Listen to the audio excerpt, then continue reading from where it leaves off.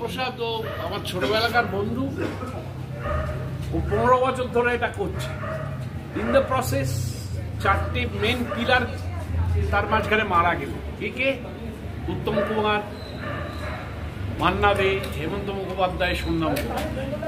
4 জন মারা যেতেন, তাদের 4 জনকেই পেলেন না যার সাথে সত্যি ভালো সম্পর্ক, যারা বলতে পারতেন বাবার সঙ্গে। অগত্যা যারা রইলেন তাদেরকে নিয়ে করা হলো।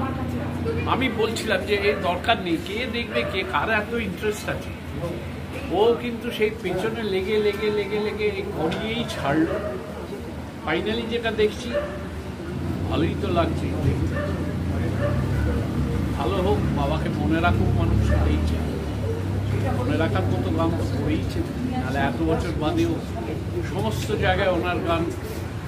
5টা গান হলো, 2টো গান বাবা নিয়ে থাকে। বাবা, শরীর কাকু, সুদিন কাকু, হেমন্ত মুখোপাধ্যায়, শ্যামল মিত্র, এদেরই তো শুরু করা গান আমরা শুনি। আর কাদের গান শুনি? আর কারোর শুনি। 100তম জন্মবর্ষে তার এটার পরম পাওয়া সঙ্গীত প্রেমীদের কাছে। সর্বোপরি বাংলা গান যারা মনে প্রাণে ভালোবাসেন তাদের কাছে কি বলবেন সেটা নিয়ে? যদি ভালো লাগে সেইটাই আনন্দ হবে, আর কি বলার বিশেষ কিছু নেই। ভালো লাগুক এটা চাই, যদি না লাগে কি আর করার নেই। এই যে ডকুমেন্টারিটা চলছে, যেটা দেখছিলাম আমরা স্ক্রিনে, সেটা দেখতে দেখতে আপনি কোথাও গিয়ে স্মৃতির পাতায় ডুব দিচ্ছিলেন বাবার সঙ্গে? কোন গান বাজনার? প্রায় বেশিরভাগ ইন্টারভিউই এমন নেই, 2-1টা ছাড়া।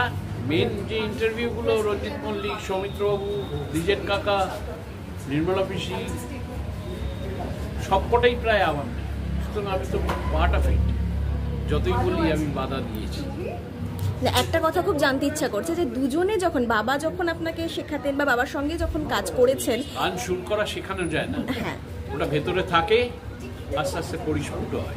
একদমই তাই। ফুল যেমন কুড়ি থেকে ফোটে, সেইভাবে আমার ফোটা। দ্বিমত কখনো হয়েছে কি, বা আপনি কি সেই দৃষ্টতা দেখিয়েছেন? কখনো হয়েছে, ছোট বয়সে। আমি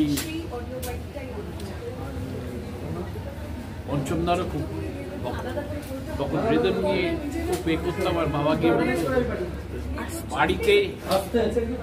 বাড়িতে চাই বা হলো বাজনা টাজনা, বলো বাহ ভালো বাজাচ্ছিস, এইটাই। এটা কি পঞ্চম ব্যবহার করে জানলো? হ্যাঁ, বলে টলে সব করলেন। স্টুডিওতে গিয়ে রাধুবাবুকে দেখে বলে গেলেন, রাধু তুই বাজা, খোকাকে বাদ দি।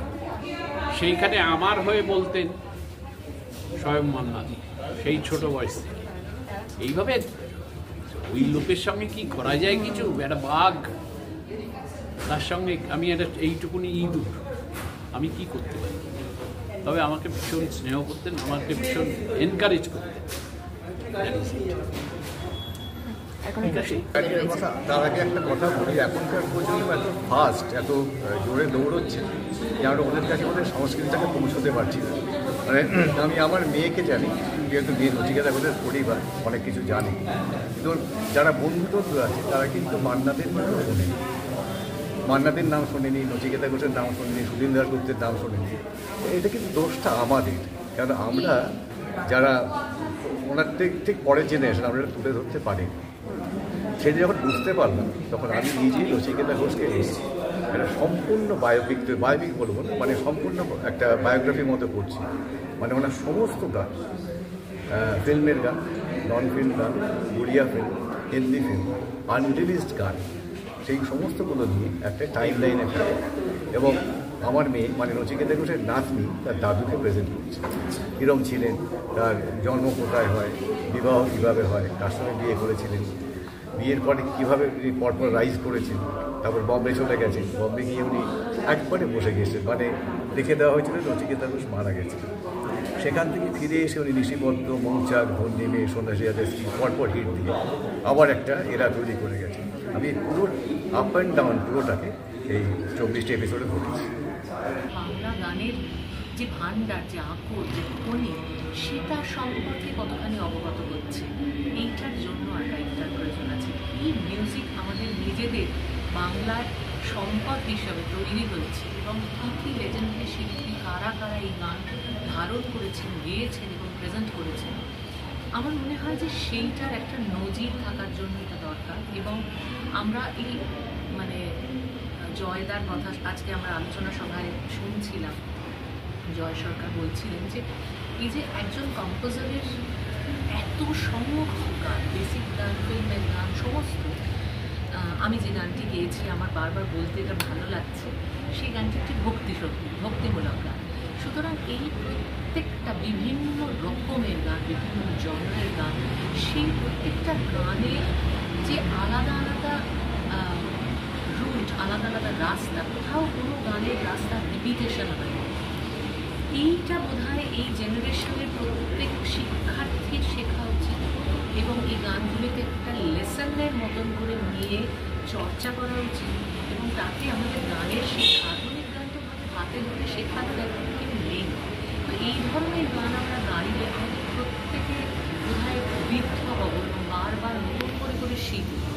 এইসবের জন্য আর্কাইভটা ভীষণ দরকার এবং আমি মনে করি 100তম বছরে নয়, অনেক আগের থেকে শুরু করা উচিত ছিল। আমি জানি সুপর্ণদা গল্প করেছেন, বলেছেন যে এটার কাজ অনেক আগে শুরু হয়েছিল, শেষ হলো বা প্রকাশিত হচ্ছে হয়তো 100তম বছরে, কাজ কিন্তু অনেক দিন আগের থেকে শুরু হয়েছে। তো আমি ভীষণভাবে আশাবাদী, বিশ্বাস করি যে এই কাজ আরও অব্যাহত থাকুক এবং এগিয়ে চলুক, আমাদেরকে সমৃদ্ধ করতে থাকুক। আজ বাবার 100 বছর পূর্ণ হলো। আমরা চেষ্টা করেছি বাবার গানগুলোকে আর্কাইভ করতে, যাতে সামনের প্রজন্ম জানতে পারে যে নচিকেতা ঘোষের কী কী সৃষ্টি এবং বাবার যে গানের মধ্যে অনেক কিছু শিক্ষণীয় আছে। এই যে 50-60 বছর আগেকার গান এখনও এত কানে আরাম দেয় এবং এখনও মানুষের এত জনপ্রিয়তা যে এইসব গান শুনলে আহা আহা করে ওঠে।